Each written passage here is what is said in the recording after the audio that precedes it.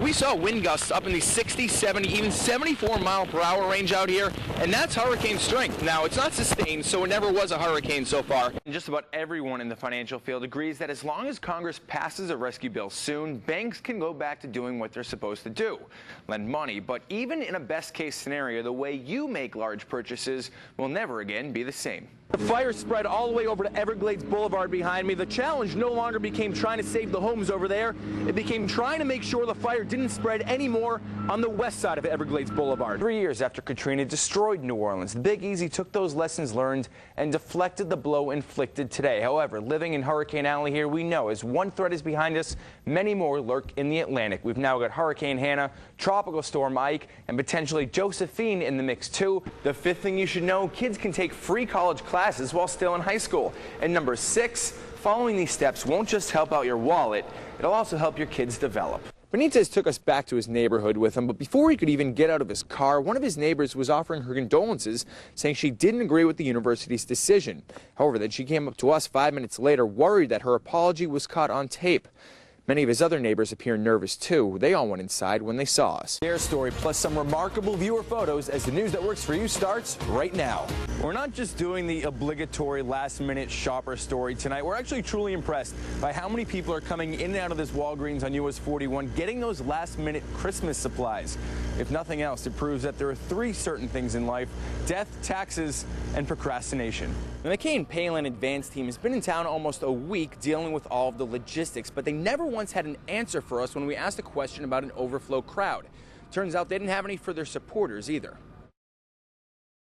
Well, Len, we aren't all going to be Henry Paulson when it comes to understanding the bailout bill, but Democrats and Republicans agree that every American should know that their government isn't being frivolous with their money.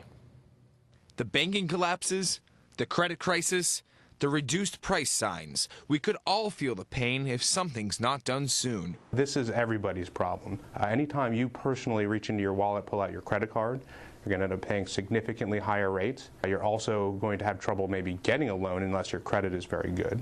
Bonita Springs financial advisor Aaron Seveny says the $700 billion bailout is necessary to save our economy, but it's also not the blank check some people assume.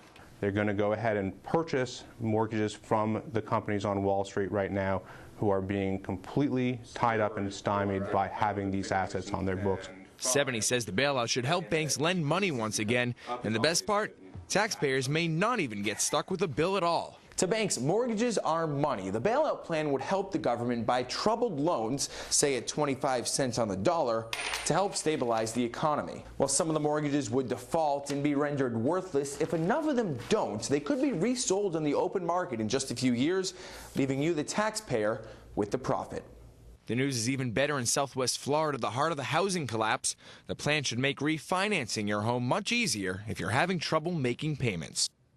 There's no guaranteeing that the plan will work the way it's been drawn up, and if it fails, part of that $700 billion would be the taxpayers' responsibility. However, senators, congressmen, and financial experts all are betting that, at the very least, the bailout will both stabilize the economy and the housing market.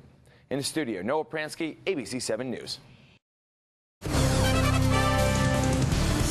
The investigation continues through the night into what caused a single-engine Cessna to crash and explode in Goodland Bay, just southeast of Marco Island. Now, we're told that it killed everyone on board.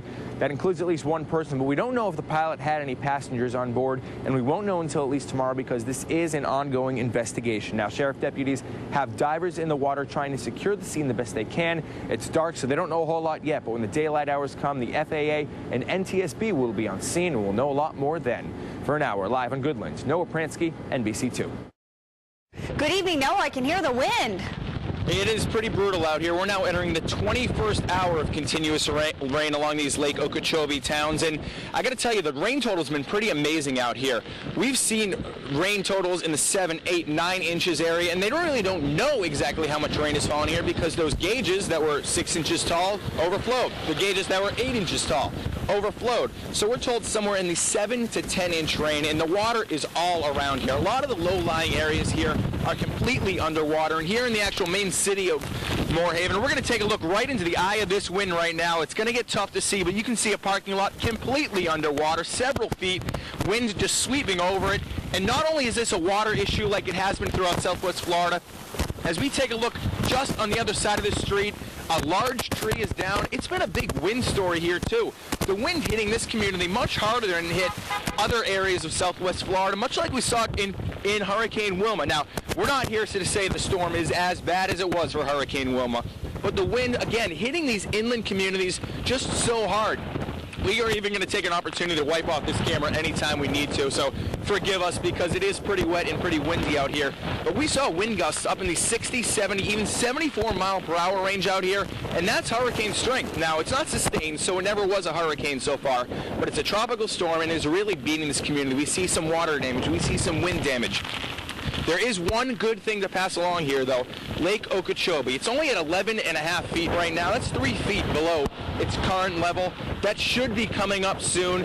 Hopefully it's good enough to help the area out here and not too fast that it kills off some of the ecology of the lake. We'll continue to monitor the situation for you, but for now we're live in Moorhaven. Noah Pransky, ABC 7 News. Just into the ABC 7 newsroom, tropical depression number 9 is now Tropical Storm Ike.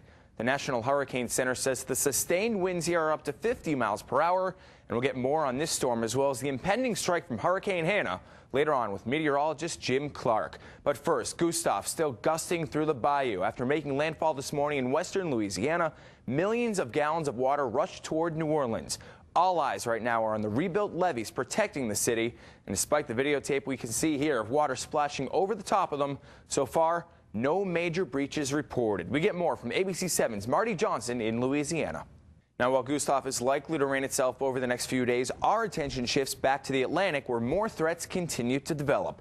ABC 7's Jim Clark works for you and has the latest on Hannah and Ike in the Precision Hurricane Center. Jim, we have a surprise today from the campaign trail. Sarah Palin, the woman John McCain tabbed as his running mate, says her 17-year-old daughter is now 5 months pregnant.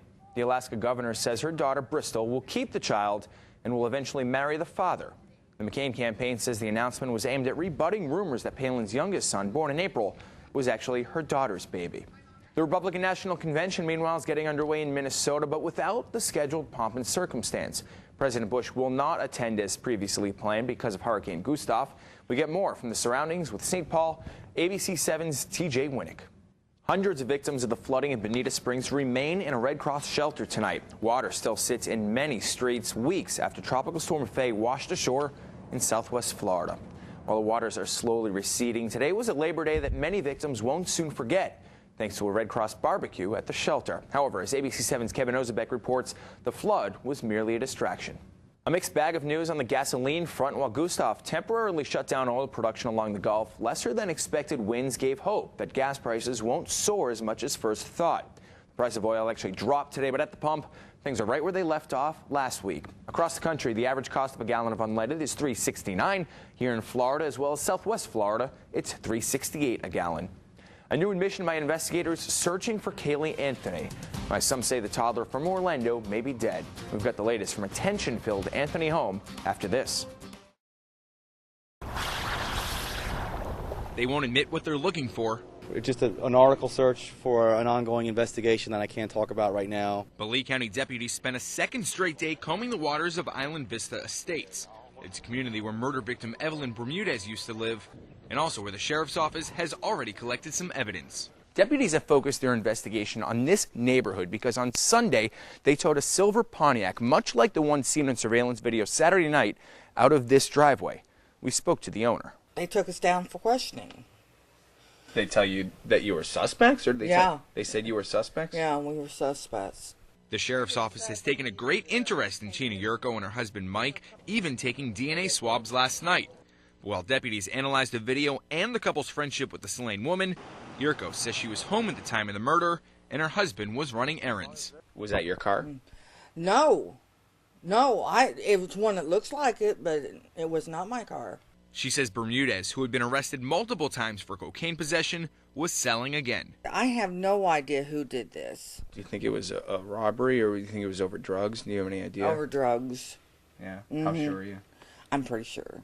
The sheriff's office won't comment on whether Tina and her husband are still persons of interest, but she says they told her that they expect to wrap up their investigation in the next week or so. In North Fort Myers, Noah Pransky, NBC2.